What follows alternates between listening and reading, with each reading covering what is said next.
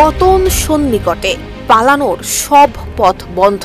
একদিকে মুসলিম বিশ্ব থেকে জিহাদের হুঁশিয়ারি, অন্যদিকে নিজের দেশেই বাঁধতে যাচ্ছে গৃহযুদ্ধ। পাশে আমেরিকা থাকলেও এবার উভয় সংকটে পড়তে যাচ্ছেন বেনিয়ামিন নেতানিয়াহু, যে সংকট থেকে হয়তো উদ্ধার করতে পারবে না বন্ধু ট্রাম্পও। এবার ইসরায়েলি গোয়েন্দাদের তদন্তেই উঠে এসেছে ভয়ঙ্কর সব তথ্য। গণহত্যাকারী বেনিয়ামিন নেতানিয়াহুর নামের সঙ্গে আগে থেকেই জড়িয়ে ছিল দুর্নীতি, আন্তর্জাতিক অপরাধ, যুদ্ধাপরাধ এবং মানবতা বিরোধী অপরাধের মতো শব্দ।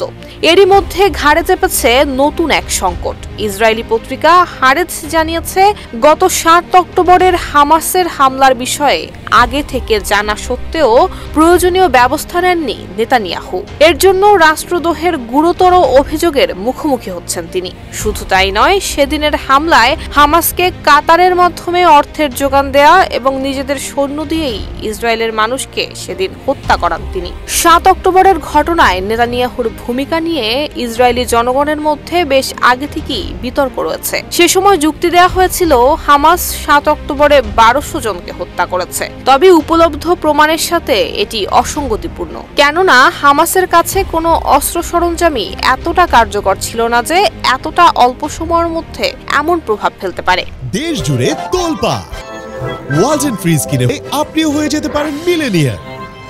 এদিকে গাজায় যুদ্ধবিরতি বাতিল করে হামাসের কাছে আটক থাকা ৫৯ জন জিম্মিদের মধ্যে ২৪ জনের জীবন নতুন করে বিপন্ন করার জন্য নেতানিয়াহুর উপর ইসরায়েলি সমাজের একটি অংশ এরই মধ্যে ক্ষুব্ধ। তারা এখনো জীবিত বলে মনে করা হচ্ছে। অ্যাটর্নি জেনারেলের অফিস এবং সুপ্রিম কোর্টের বিরোধী মতামত সত্ত্বেও শিন বেট প্রধানকে বরখাস্ত করার সিদ্ধান্তের ফলে জনগণের ক্ষোভ আরও তীব্র হয়ে ওঠে। ফলস্বরূপ গত সপ্তাহে তেল আবিবে ২ লাখেরও বেশি মানুষ নেতানিয়াহুর বিরুদ্ধে প্রতিবাদ করেছে এবং নেতানিয়াহুর পদত্যাগের দাবি জানিয়ে আসছে। বিশেষ করে প্রধান বিরোধী দলের নেতা ইয়ার লাপিড এক বক্তৃতায় তিনি বলেন, রাষ্ট্রীয় প্রতিষ্ঠানগুলোর সাথে নেতানিয়াহুর দ্বন্দ্ব ইসরায়েলের ক্ষতি করেছে। নেতানিয়াহুর পথ শেষ।